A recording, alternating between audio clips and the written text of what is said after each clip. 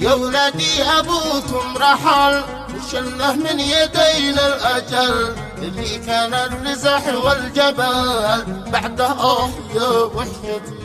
واهلي بالشمال غايبين وانا في الجنوب في عنين، ما تشرف وقلبي حزين وحدي دونكم يصرفي.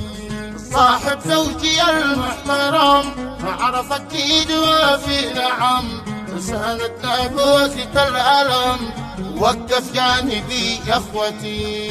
واشكر من فعل واجبه مع اولادي وانا غايبه، جيراني وكم صاحبه مثل الأخت في حاجتي. واصحاب اشرف الطيبين في وقت العزاء حاضرين، شكري خاص لهم اجمعين في الشده وفي كربتي.